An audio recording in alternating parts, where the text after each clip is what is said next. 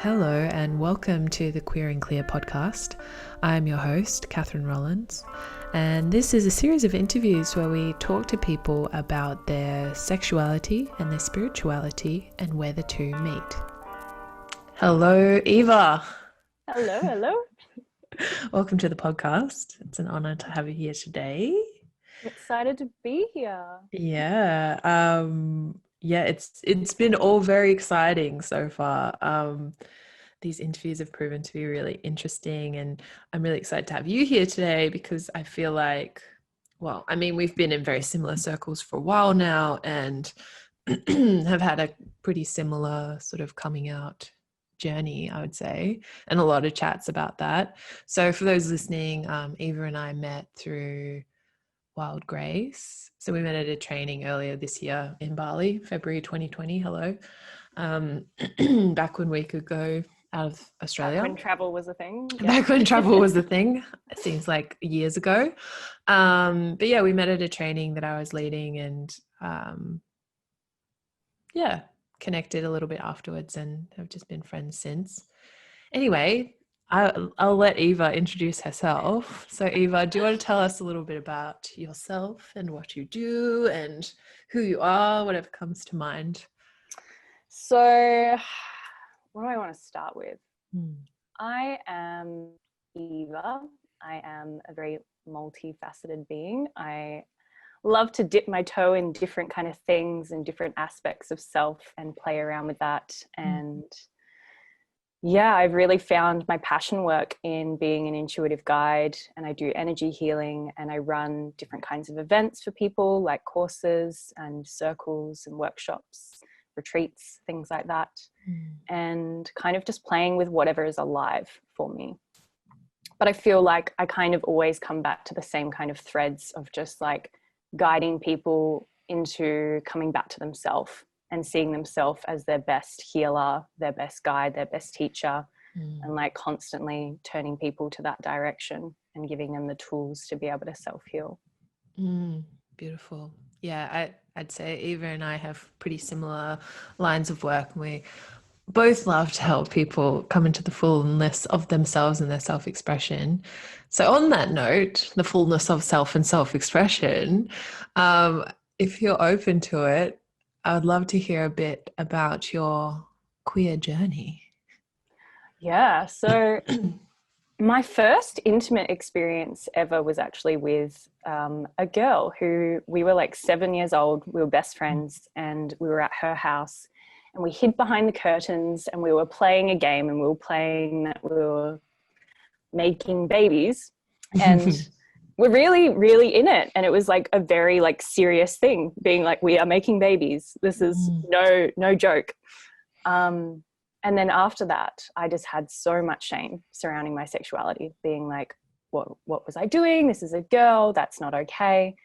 And I grew up in Catholic schooling. So it was very drilled into me being like, that is not okay. Homosexuality is bad. It is sinful. It is wrong. And her family was very religious. My family, not so much. But yeah, I definitely picked up all of those kinds of beliefs and teachings. So it really influenced my life. And from there on, I had so many girl crushes and just never pursued it because it was never shown to me that that could be okay. So it wasn't until I kind of got into high school and the girl crushes got a lot more serious and I had my first boyfriend, but the entire time I was with him, I was crushing on this woman. And, you know, me and her used to always joke about like making out at parties, and then it never happened because I'd be too shit scared. So it was only up until 2 years ago that I had my first, experience with being intimate with a woman. And that was in like a 3-way relationship. So I was actually dating her and a man. And that's kind of how things have been for me. It's like being this kind of safety net of like, oh, there's a man here, so I can appear to be heteronormative. But really it's like I'd be, I guess, a lot more invested in the female as opposed to the male. And yeah, for so long I've just been dating men continuously, and I guess it's been drilled in my head of being like, oh, you just haven't found the right man yet, and one day you're going to find the right man, and he's going to, you know, feel everything that you feel like you're kind of missing. And honestly, it was only just a few weeks ago that it's kind of like clicked for me of being like, wow, I think I've just been running off this internalized homophobia for so long, and have been just working through all of these conditioned beliefs and patterns, and yeah, just kind of finding my way, I guess, with my sexuality now. And I feel like there is so much fluidity, and I love people like for who they are, no matter how they identify and what their gender is. But yeah, it's been very interesting to kind of see how things are shifting in my world. And I'm now have been like being a woman, which is like my first time officially dating just a woman and not also her male partner. Yay. So that's really fun. It's really fun to give myself that space to nestle into it without the shame, really. Yeah. Yeah. And how is it feeling like compared? I mean, look, we don't need to compare specific partners or anything, but how does it Comparing feel? genitalia. And how does it feel to be dating just a woman compared to when you've been dating just men? Well, I feel like naturally there are like a lot of kind of differences in like behavior and patterns and things like that, and just it feels like a general different feeling. And that's not to say something's better or worse, but it's just different. So I'm letting myself like fully jump into that and to explore the beauty which is in that. And yeah, it's just kind of this softness that I've been missing, and this like deep intimacy. And I feel like I naturally have such a strong heart connection with women, where, you know, I definitely do with men, but there's just a difference. And like I said, it's not better or worse, but yeah, it's just been really fun to kind of explore how it's differing from, you know, relationships I've had with men. Yeah. So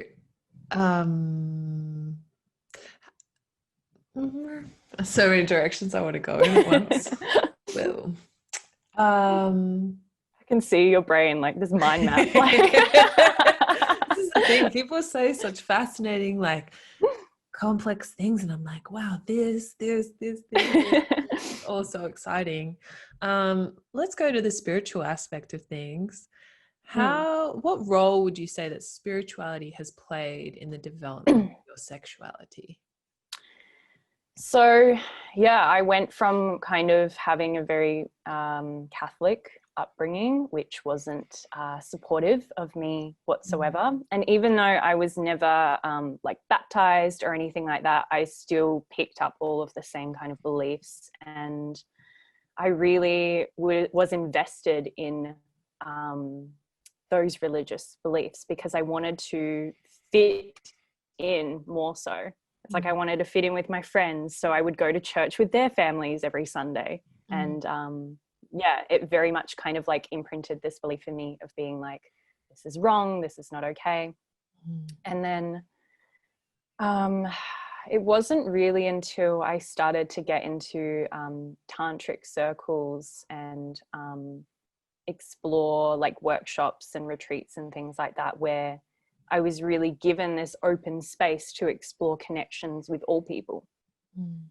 But it was still very kind of imprinting this heteronormative belief on me in being like, oh, the divine masculine and the divine feminine, and like that is divine union. And even though they're like, yes, we're so supportive of everyone and inclusive of everyone, sometimes it wasn't always the case. It would be like, okay, man and woman are going to partner up now and do these practices. And there wasn't the kind of space for me to do it with women a lot of the time.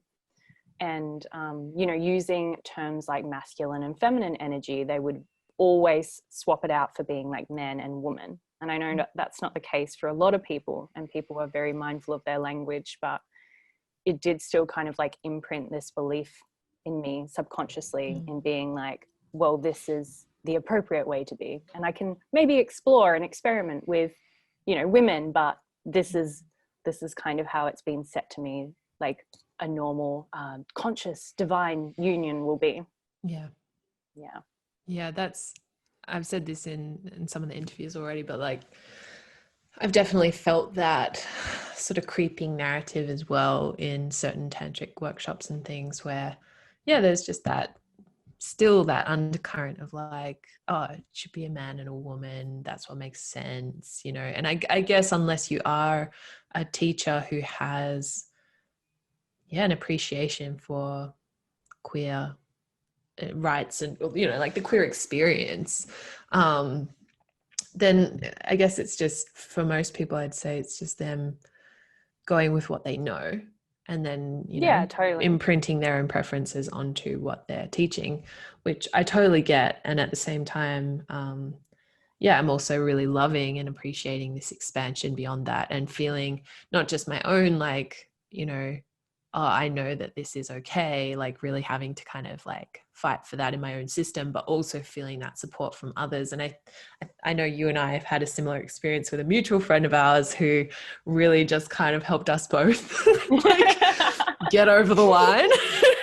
She helped us realize all the years we were taking ourselves to spiritual gay camp, being like, no, Yes. I'm not gay. Yeah. And I am going to interview Erica, but I was just curious, like, your experience of that and this idea of like reinforcing that narrative on yourself, of even when you feel like, oh, I know you've said to me before, like, oh, I think I prefer being with women, and then like, you know, dated a man again. And I'm just curious about like your experience of that internal reinforcement of that narrative. Yeah, I think it's just I guess a constant battle of like following like what I really want to explore and what like a real desire is there, but then also being like, okay, so I think the most like thing there at the forefront is kind of this belief that I need to end up with a man because he will provide me with babies and have the family life that I've desired. And unconsciously, I've been choosing men, and I've been choosing men who I would think would make a good father, or they have already been fathers and they have children. And it's like, I've seen like, you know, firsthand that they are beautiful dads. And yeah, it wasn't until recently, you know, especially seeing Rosie Reese and her partner being very open about their process in wanting to have a child together, I was like, wow, fuck, like I can do that. Like I can totally have that with a woman, and it doesn't have to be hard, and it doesn't have to be this big, expensive process. Like it can be easeful and it can be beautiful and be everything that I've wanted. And it really challenged this narrative for me in being like, okay, well, now I can like fully choose to be with a woman if I want to and have the life that I desire, and it doesn't actually have to be any different.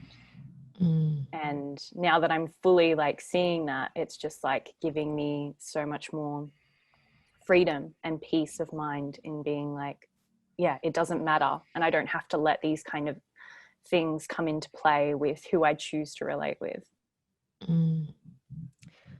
Very good. Yeah, I mean, I've experienced similar things, and it's so fascinating to me. I don't know if it's purely cultural or like also maybe a little bit biological, this thing of I need a man to give me this kind of family life that I've always wanted, or give me babies specifically. Yeah. So what else do I want to ask you, Eva? So what do you feel like in terms of where you're at currently? Like how would you say that you like feel inside yourself now? Like, how would you describe where you're at now in terms of your sexuality, your gender, all of Mm. that stuff? So right now in this moment, I'm feeling very, very gay. And I've just like, I know you were saying the other day, it's kind of like the pendulum had to do this big swing. And it's like, I went so long of just being in this very like heteronormative mindset to now being like, oh, I can fully play into this and I can fully absorb myself in that and see how it feels. And yeah, I guess that's the space that I'm in right now. And in terms of like gender, this is something that's like also really playing on my mind the more I'm like kind of questioning beliefs and removing certain labels and feeling that fluidity that is available.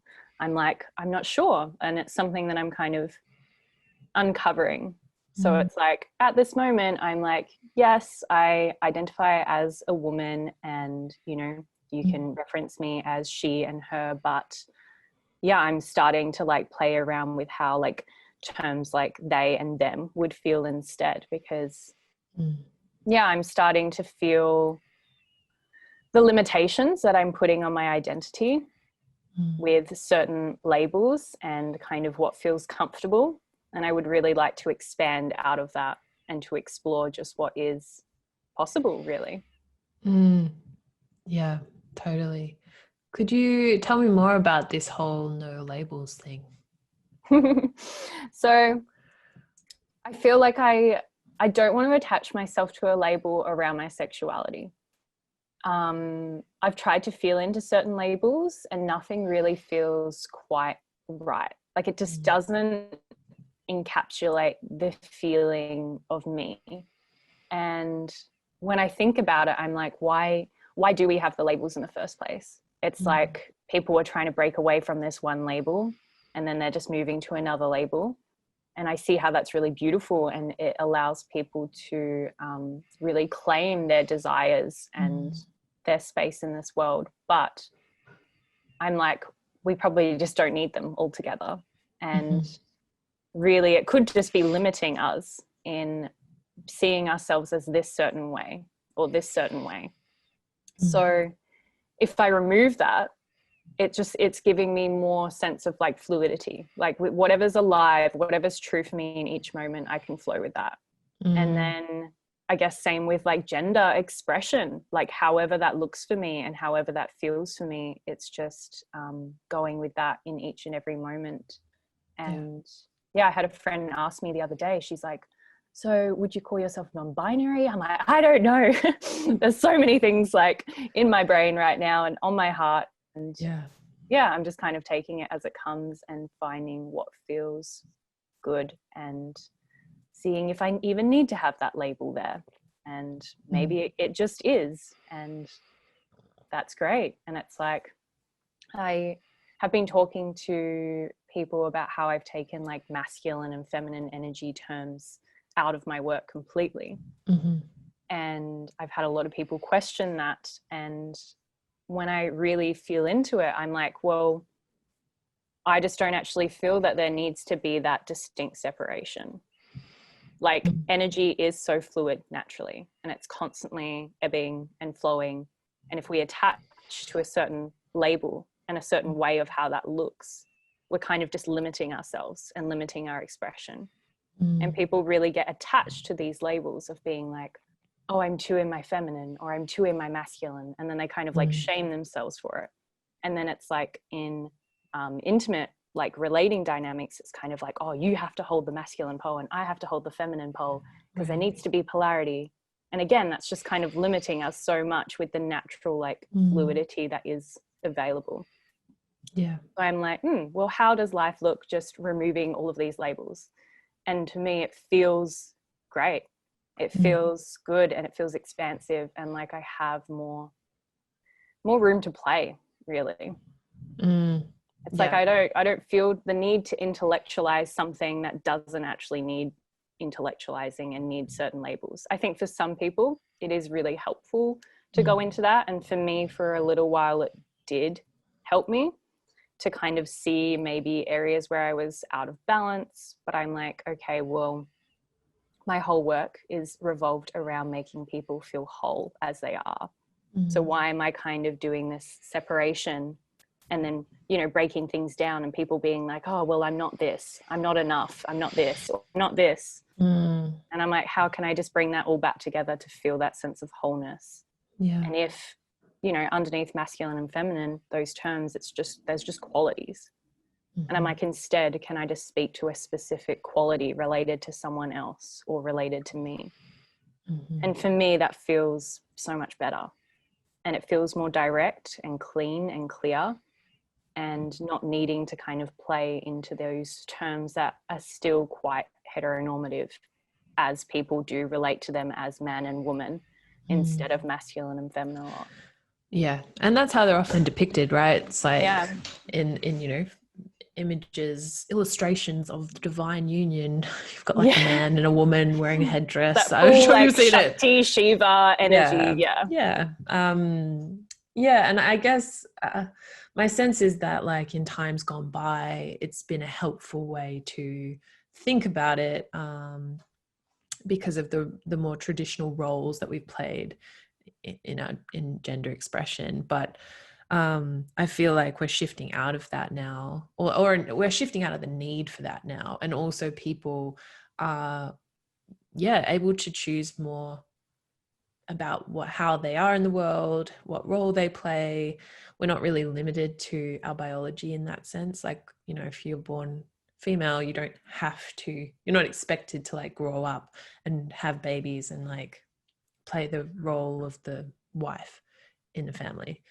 And I think that's like a lot of where that stuff has come from. And then the other thought I had around that is like, it's interesting for me, like personally, because I've been working with a coach for a while who works a lot with the quote unquote feminine. But my experience of the feminine through her work has been totally different to my experience of the feminine in other bodies of work. And what I've sort of felt for myself, at least, interestingly enough, like the more I connect with her version of the feminine, which to me, it feels more like what's innate to my being, like the truth, the isness, the nature almost. Like the more that has actually come up and through me, the more like masculine I felt in a way. Like the more those kind of qualities of masculine in terms of expression has felt more natural, which has been very like contradictory to what you might imagine. I become less feminine by embracing the feminine.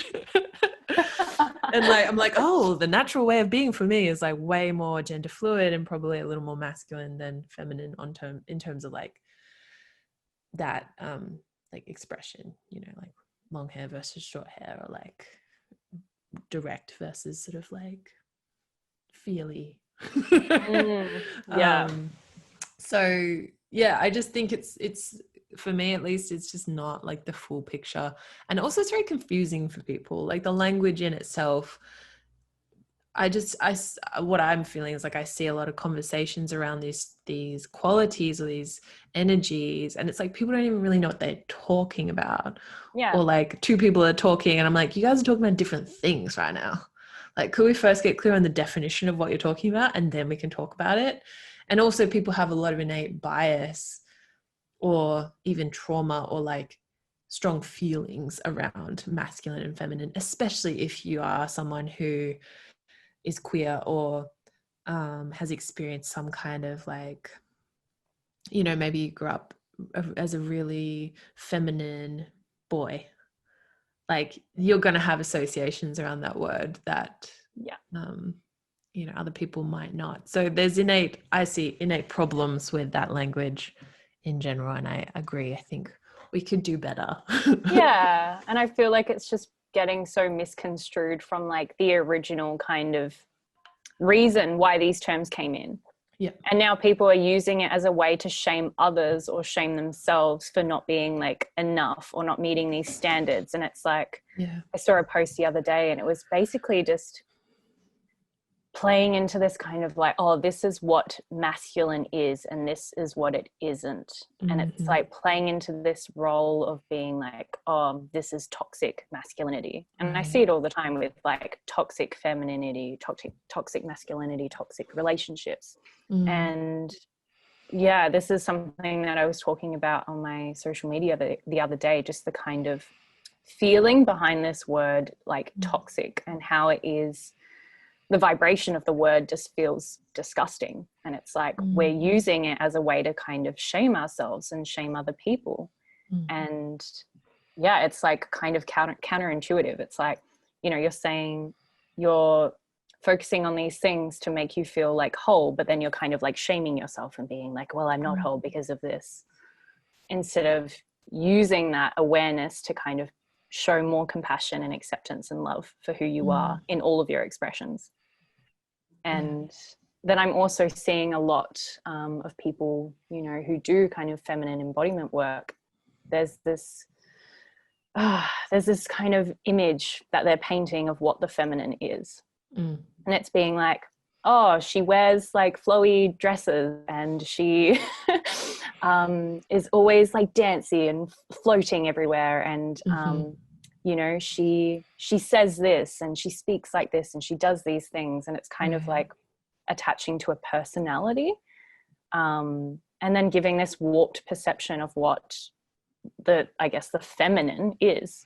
And it's like the feminine is just qualities, and it's a state of feeling. It has nothing to do with like image.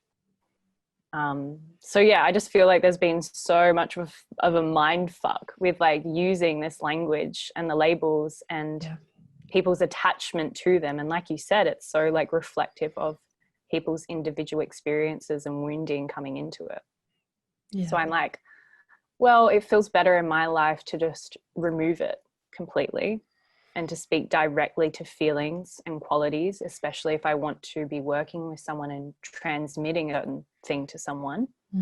I will speak to how it feels in my body. And it's like, if I can just speak to the qualities and how it feels in my body, that's enough. I don't have to label it something. Yeah, where do you think, or why do you think people get so fixated on this idea of masculine and feminine roles and things like that?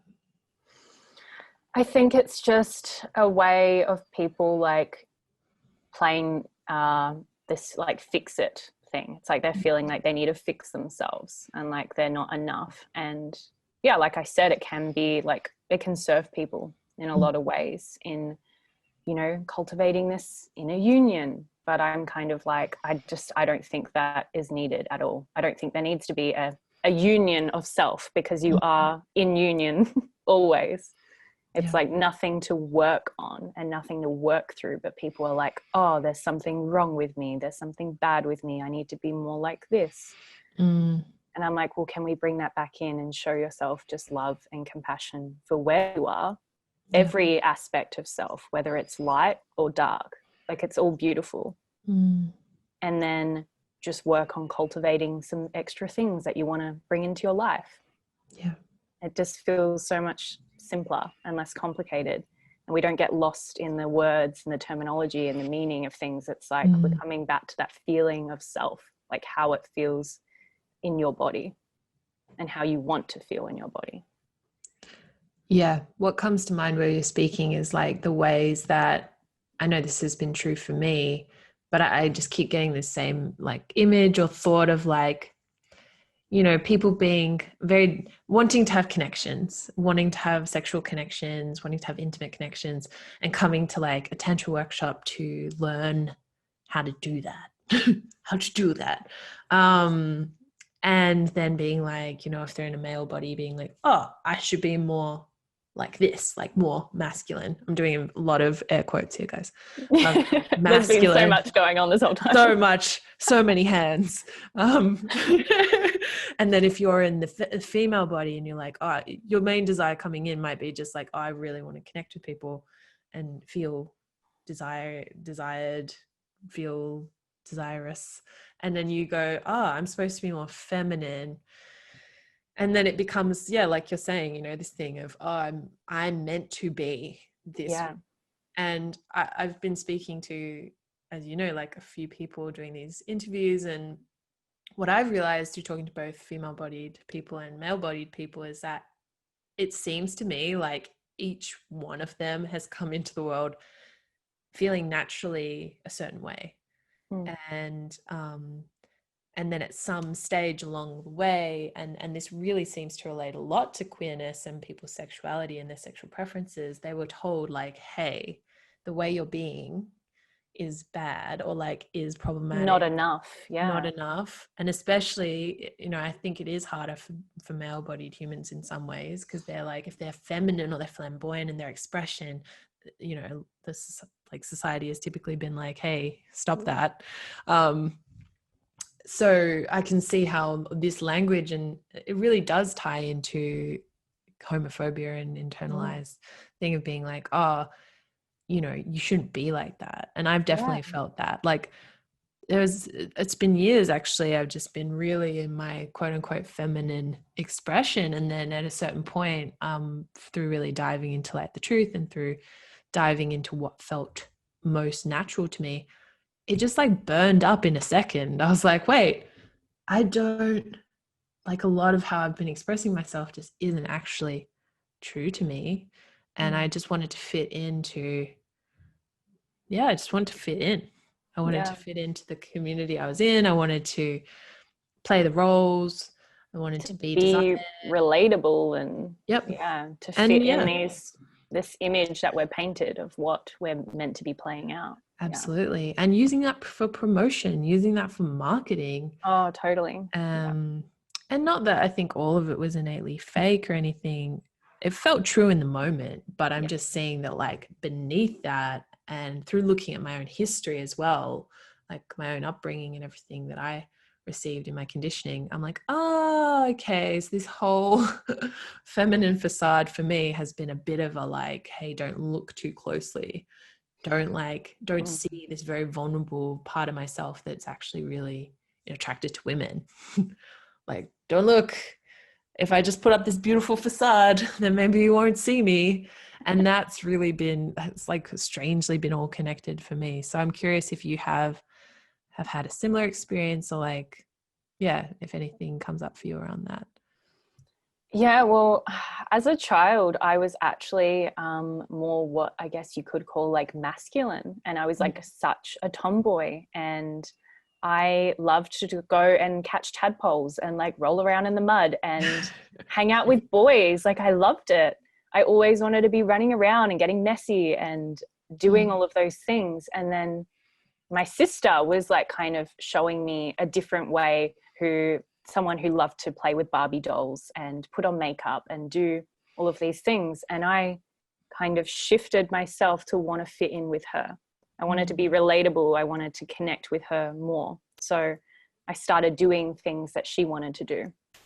And I mean, fast forward into my adulthood and teenage years, I see how that played out so much as well.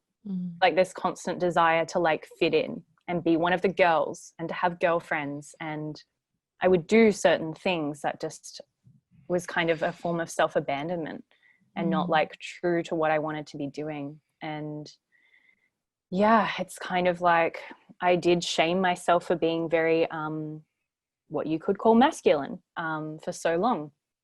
And I went very deep into being like, okay, well, it's been shown to me that I need to be more feminine and this is the way I have to be. So I've been playing into that very deep for the last few years. And I guess had this kind of story in my mind that to be desirable and to like attract a partner, I had to be in that feminine expression because I was looking for male partners, because I was looking for a baby daddy. And now I'm like, wow, okay, maybe that did serve me. Like maybe that has served me, because, it's great to play into the opposite and like to play with this kind of duality. And, I think it is great to kind of embrace your shadows and the things that you don't give expression. But I'm like, how much have I actually just been abandoning my true essence in pursuit of that? So it's really fun, like dating women now and like being like, well, how do I want to express myself? Like what feels true? And again, I'm like, well, it doesn't need a label. It doesn't need an attachment. Like everything just is, and it's constantly ebbing and flowing. And the other day I had a friend ask me like, oh, so who's more masculine out of you and this woman you're dating? And I was like, neither, both. I don't know how to answer this because I want to take that language out of my reality completely. Because it's like, you know, underneath that is just this kind of energy that's either more penetrative or more receptive. And I'm like, that can change at any given moment. And it's constantly flowing like that. But I guess we get so fixated in our mind of being like, oh, well, I have to be surrendered and open and receptive for them to like be penetrative. And then we kind of attach to that. And then we don't let ourselves actually play with the fluidity that's naturally there. Yeah, for sure. So many feelings. Yeah, it's even interesting for me because I've done 2 interviews with male bodied people, and now you're my second female bodied person that I've been interviewing. I'm so nervous with women. It's so funny. Like I just want to share with everybody. I just feel very like, oh my God, like it's so funny.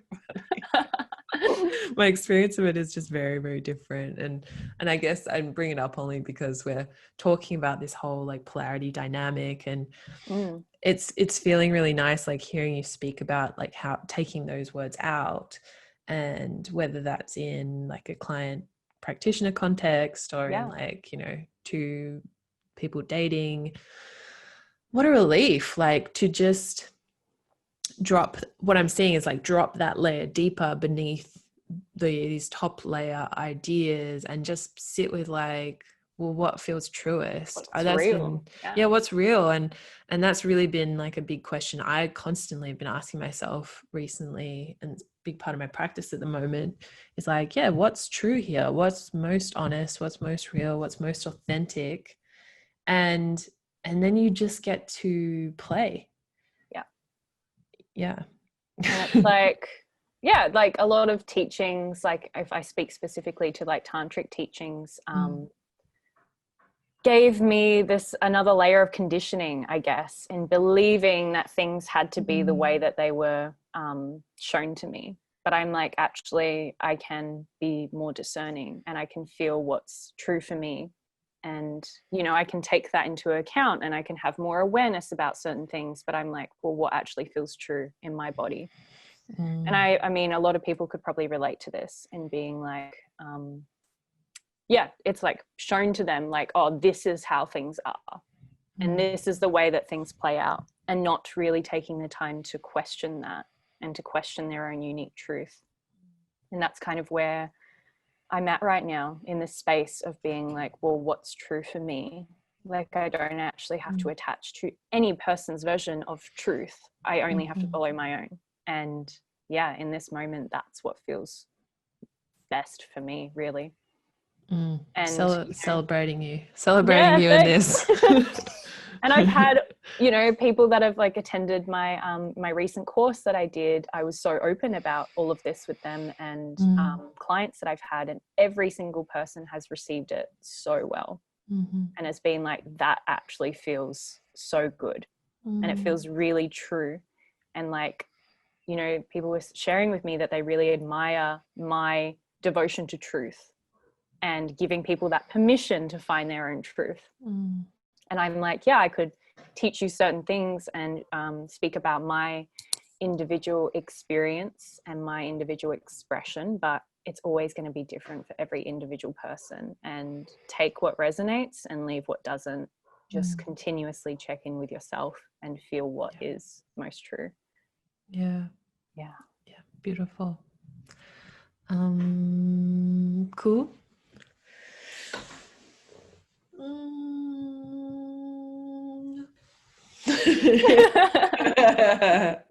Oh, Eva. Where to from here?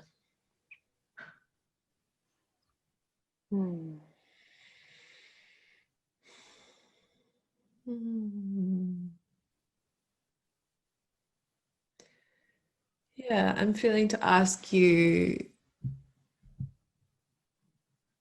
to share a little bit more on the work that you do and why you do it.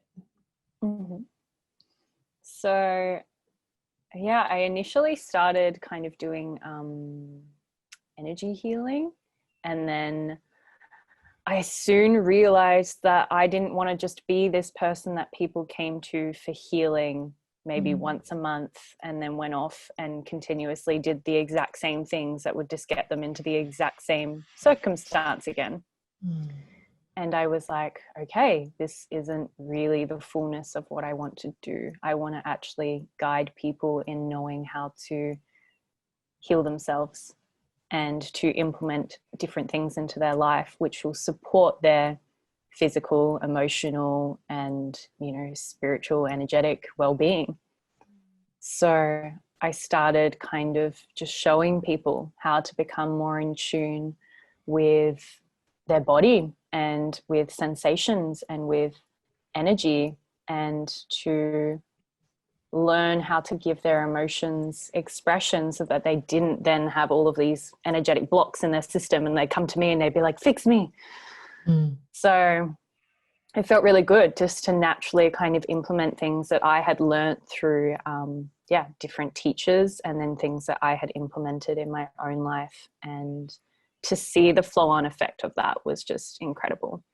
And I'm like, I don't want to be this kind of big teacher or healer where people feel like they need to come to me all the time. Like, I don't want this kind of codependent dynamic playing out. I want to give people actual tools to not need to see me again. Yeah. And yeah, it's kind of like every single offering that I've had has had this same kind of thread of me just showing people how they can do it for themselves and giving their power back to them, and not being like, oh, you have to come to me and I'm going to be the one to save you. It's like, no, I'm putting this back in your hands and showing you that, yeah, you are your greatest healer, and no one is going to know your truth better than you. And it's just a constant kind of like reminder. And then it's like zooming out from that. It's like, I love supporting people with, feeling confident in their bodies. I suffered with like body dysmorphia for so many years and hated the way that I looked. And I'm like, so devoted to showing people the divinity that's them, to see themselves as this like divine being, as God, as essence. And I'm like, okay, well, your body is also a part of that. Like, your body is the vessel that is carrying this divine soul. And why are you spending your whole life shaming it and spending your whole life trying to change it, instead of coming to acceptance and love, and not just love, but like full devotion to that part of self? And then I flow into doing work around showing people how to balance their hormones and their how to live their life with understanding for their natural cycles, if they have a menstrual cycle, or even just to live in tune with the cycles of the moon and like the seasons that come and go with that, and to really show compassion and understanding for the times where they're, more yin, or the times where they're more yang, this slowness and then this fast-paced way of living. And yeah, I feel like my work just goes in so many different directions because it's all tailored to the individual that I'm working with, and tuning into what's most alive in their world, and what is what has been neglected and what they could work on. So yeah, that's why I kind of shifted into just doing intuitive guidance and feeling what's alive in someone's physical, energetic, emotional body, and then moving from that place. And yeah, that's what feels best for me, and how I can be the best support to each individual that I see. And even in my group containers, it's like, and my workshops, circles, everything that I do is all led intuitively. Because I'm like, I want to feel what is most present with the energy there and move from that place, because I know that's what's going to be best received. So I've learned to just fully surrender and trust to this knowing that it's always going to work out to be exactly how I want it to be. Because it will have that feeling. It'll have the deep-rooted feeling of what I want to transmit through. And it can look so different, but the feeling's still there. Yeah. I'm noticing this very common thread in what you're saying, but also like in with other people that I've spoken to, just this like general movement towards fluidity. Yeah. And intuition and listening and receptivity, which all arguably could be considered traits of the quote unquote feminine. But if we take that out, it's just that. It's like, it's fluidity, it's freedom, you could call it. Yeah. And true Aquarian nature. Indeed. Needing this freedom. I mean, I know you're an Aquarius sun. I'm an Aquarius moon. For those who are interested in astrology, hello. I'm not interested in astrology. I'm sorry. I'm not sorry. So I know we are actually heading towards the Aquarian age. Yeah. This December we officially click over. So it actually just surprised me that we're really exploring these themes at the moment of like fluidity and equality and freedom. And I mean, to me, that is Aquarian. And I imagine that's partly why these are things that you really stand for. Do you relate to your astrology at all? Yeah, totally. I mean, I didn't for a long time until my best friend, before we even became friends, she just randomly, we were following each other on Instagram. She's like, hey, do you want an astrology reading? I'm like, for free? And she's like, yeah, my guides are telling me to do an astrology reading for you. I was like, okay. And then it just like opened up this whole like bag of being like, oh, there's this part of myself and this part of myself and this part of myself. And yeah, when it really got broken down into looking at the planets and the houses and things like that, it made way more sense than just looking at my sun sign. Yes. But I do have a lot of Aquarius in my chart. Yeah. So I'm seeing the kind of ways of my life where that comes in. And it is like super, super relevant because I'm huge on just like, you know, I've got this humanitarian side and I've got this real desire for like freedom and individuality and like free expression. And that very much kind of comes out in so many different areas. And I'm so big on connection and community as well. And I feel like, you know, that is a real big thread for, you know, Aquarians and this Aquarian age that we're moving into. It's like this time of collaboration and community and working together instead of competing. And it really, really excites me moving into that. Me too. I know we've talked about having similar dreams of like living on the land and community together, and the fluidity that comes with that. And it just makes me so excited. And it's like, so if we go back to like earlier in the conversation, how we were talking about how we box ourselves in being like, oh, I've been this way, but now I need to be more like this because that's what's being portrayed to us. I'm like, well, can we just come back to our own original unique essence and the things that we're actually innately good at instead of trying to be everything for everyone? Right. We can come back to what is actually true for us and the things that we're naturally great at, and we can live in community and have this beautiful level of interdependence. People can fully just nestle into their unique essence and their unique expression of self and to do the things that they actually really love to do. And it will flow so much more harmoniously in community like that. Yes, I feel that a lot. And I'm seeing how that's why we're also being, I perceive that we're being pointed inwards, like we're really shifting the focus from being like, oh, this is what the world needs me to be, into, you know, what do I actually, who am I from within myself?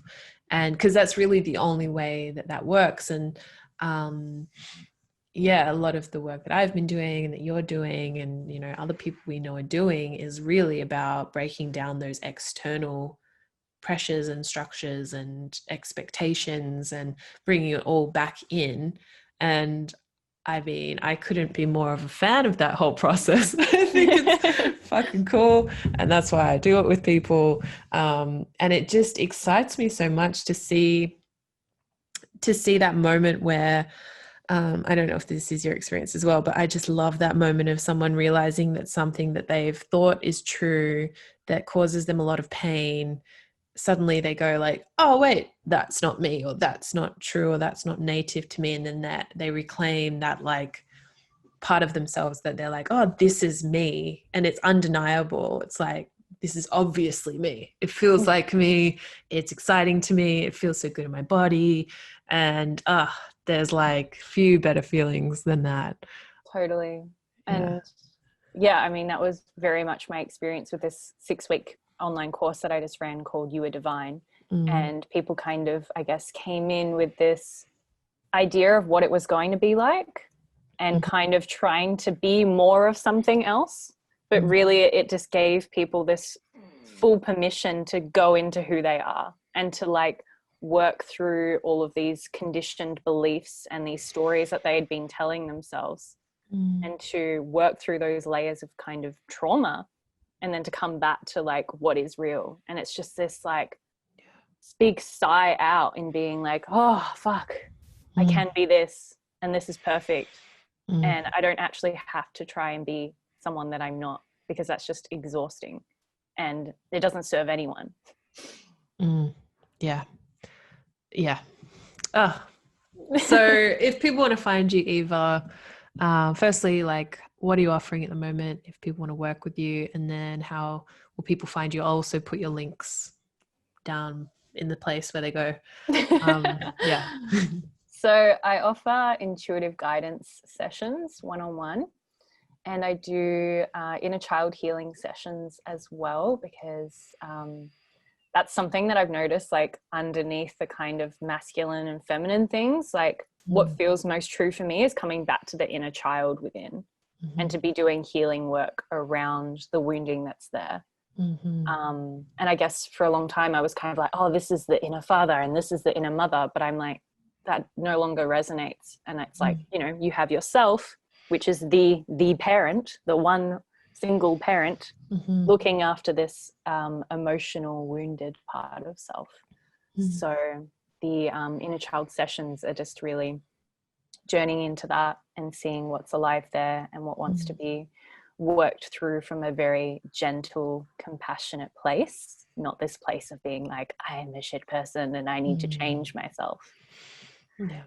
And then I offer full moon circles, which I guess can't even really call them like full moon circles, because they're not really sister circles as per se. Like I facilitate like a journey, and it's all intuitive based depending on what's happening astrologically and what feels alive in the energy of the room, or on the beach, because I love to do them on the beach in summer. So that happens in southwest Perth, like anyone that's in Perth, like around Rockingham area.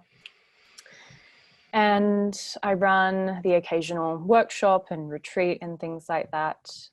My next offering will be another round of this 6-week course that I was talking about, You Are Divine, because the essence of that still feels super true for me and super alive for me. So I'm really excited to run another round of that.